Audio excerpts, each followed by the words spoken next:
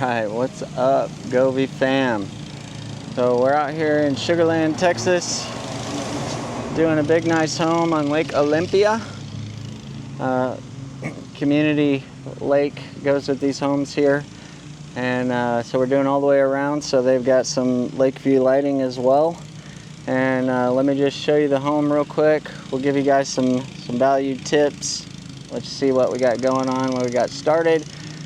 And then we'll wrap it up with the final project and tell you some of the hurdles we had to go through and struggled with on this one. So here we go. Okay, here's the home.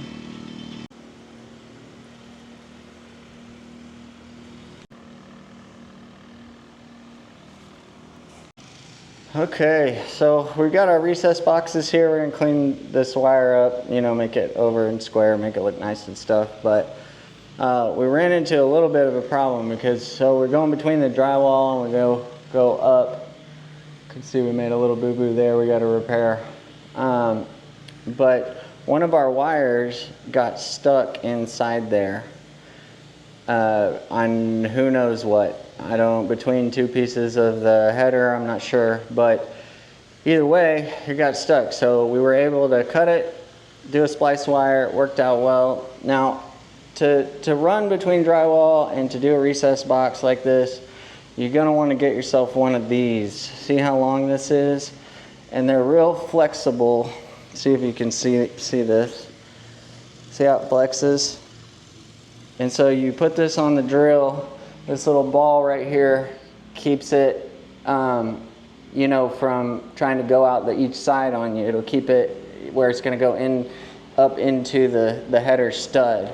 And so you cut your initial hole here, right here, and then you stick this in there with the drill and go all the way up until you drill your hole through your header, and go right out and start our power, which is our first run we've got started here. So that comes out and we've got, it's about right here by this door. Let's see. Yeah, about right up there. And in one inside one of those tracks, we've got one going that way. It's going to do the whole front 200. And then one going this way, it's going to do our back. Now let's go check on Josh, see what he's up to. Oh, there's the lake view in this home. These lights are going to look great from the water, neighbors and passerbys. And then here's the home in the back view. Looks like Josh is making some good progress there. And you can see our tracks are looking good. Of course, we're going to paint match these at the end. We need our 90 fitting. Again, if you haven't seen it before, that's what it looks like before you put the 90 fitting on. And we'll have us a jump over here and then back on around. Right here on the back, the attic is so huge and kind of difficult in spots, but so we'll do external right here just to here, and then run up that gutter behind there where it's nice and hidden, and then do a Y-split to go to the back and finish that.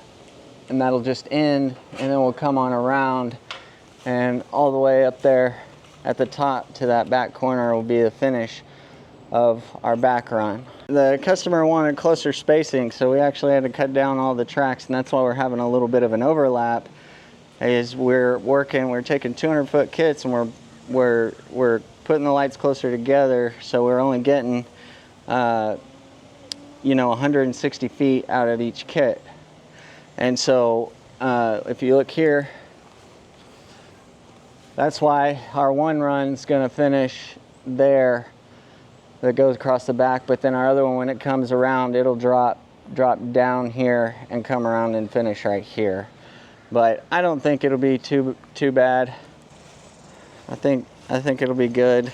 So we're going to try to get this all knocked out today. We spent a lot of time on that wire that was stuck in the walls. Also, I have a link down below to the installer bit, the big long flex bit that you can use if you want to, run power extensions through in between the drywall. Okay, so we got Josh here doing a reload, more tracks and lids and fittings and everything.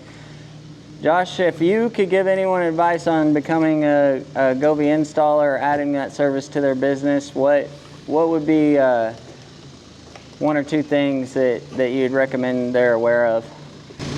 I would say not to be afraid of heights and make sure you have everything you need before you get up on the ladder.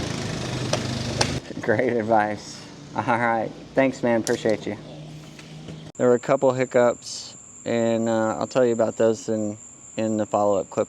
So Josh did a great job. We miscounted on our lights, and we ended up with more than 120 lights. Go ahead and take your light off, Josh. The camera does a pretty good job. And we're gonna paint that, of course, so that's all be painted track.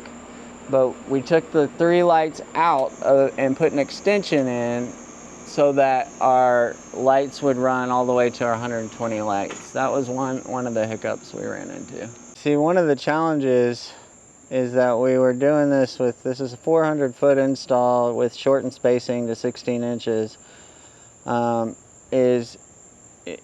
Trying to figure out how to do the layout and have the majority of the strands together, maximize our 400 feet of lights, 240 lights. And so you see how this is on white. That's because the front's on white. So this run is connected to the front just around this bay window. Now they could manually change that in DIY, but that's why that color's all the back right now and this is matching the front. Finally finishing this beautiful home out here in Sugarland, Texas, Lake Olympia. I gotta tell you, these are no joke doing these installs, but the final product is so good, and also when it looks good in the day, we love that. But I'm super tired. 3-day job, all the custom stuff, painting the tracks, everything. But take a look.